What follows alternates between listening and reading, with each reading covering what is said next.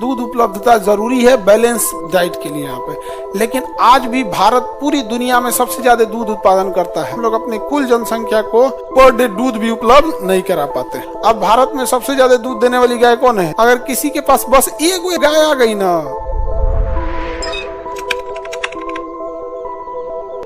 श्वेत क्रांति, white revolution, इसी का नाम दिया था operation flood. Operation flood, operation flood. हरित क्रांति का दूसरा नाम ऑपरेशन फ्लड। इसे किसने चालू किया? वर्गीज कुरियन। किसने चालू किया? वर्गीज कुरियन। वर्गीज कुरियन ने क्या चालू किया? श्वेत क्रांति। श्वेत क्रांति, दूध उत्पादन को बढ़ावा देने के लिए वर्गीज कुरियन ने क्या प्रारंभ किया? श्वेत क्रांति। श्वेत क्रांति, इसमें क्या था भैया कि जिस तरह से जेनेटिकली मॉडिफाई किया गया फसलों को, दो फसलों को क्रॉस करके, इन्होंने क्या किया, देखा कि अमेरिका, यूरोप की होल्स्टीन गाय बहुत ज्यादा दूध देती है। होल्स्टीन गाय बहुत ज्यादा दूध देती है, 100 लीटर। दोनों टाइम मिला के कितना दूध देगी? 100 लीटर। लेकिन उसको ठंडा वातावरण चाहिए, एकदम कश्मीर टाइप का जगह, ठंडा। यहाँ हम लोग पालेंगे तो एसी में रखना पड़ेगा उसको, कुल पैसा बिजली बिल भरने में चल जाएगा।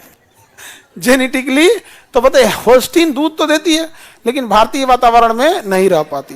भारतीय वातावरण में रहने के लिए फिजिशियन गाय सबसे सही है, ठीक ठाक रह जाती है फिजिशियन गाय। तो इसने क्या किया ना, देखा कि ये दूध देती है, अब फिजिशियन गाय वातावरण में रह जाती है, तो दोनों को क्रॉस करा दिया, एचएफ बना दिया। क्या बना दिया? एचएफ। अब भारत में सबसे ज्यादा दूध देने वाली गाय कौन है? एचएफ। उसमें फिजिशियन का भी गुण है और होल्स्टीन का भी गुण है।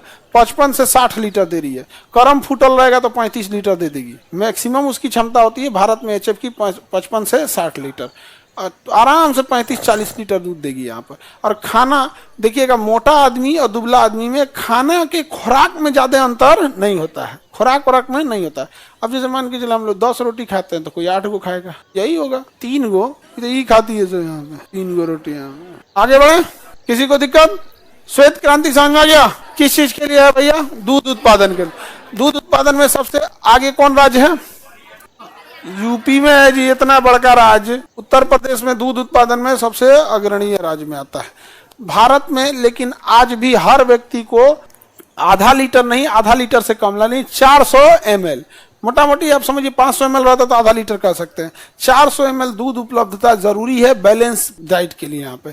लेकिन आज भी भारत पूरी दुनिया में सबसे ज्यादा दूध उत्पादन करता है, लेकिन जनसंख्या इतनी है कि हम लोग अपने कुल जनसंख्या को पर डे दूध भी उपलब्ध नहीं करा पाते। कहाँ उपलब्ध करा पाते हैं? तो ये थोड़ा सा प्रॉब्लम है जनसंख्या का। और एग्रीकल्चर में भी अब देखिएगा, अगर किसी के पास बस एक एचएफ गाय आ गई ना, एक ठो, तो गांव का व्यक्ति एक एचएफ गाय को अगर पाल ले रहा है, आराम से उसके पास 30-35 लीटर, 2 गो रहना चाहिए, एगो बिसुके तो एगो लागल रहे। तो बिसुके ना मतलब नहीं समझता है, इसकी गाय महंगी आती है। अच्छा, कोई भी चीज का प्राइस समझो कैसे होता है दुनिया में, कोई भी चीज अगर कम रहेगी तो ऑटोमेटिक महंगा हो जाएगा।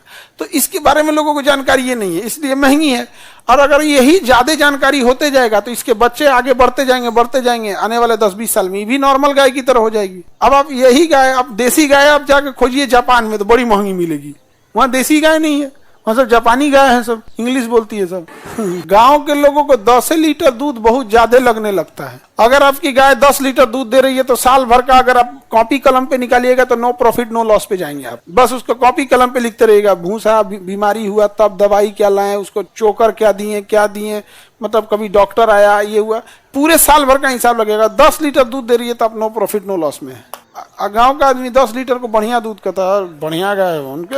हाँ, एक आदमी की भैंस 1.5 लीटर दूध दे रही थी, हम कहे कि उसे कहिए मना करते हैं यहाँ पे। भैंसिया खइबो करती है सब जबरदस्त, दिन भर खाती है सब। गाय से ज्यादा सीधा भैंस होती है सब। नहीं, ज्यादा सीधा हो जाएंगे तो बकलोल कहलाएंगे। नहीं समझे? तो गाय थोड़ा समझदार भी होते हैं, भैंस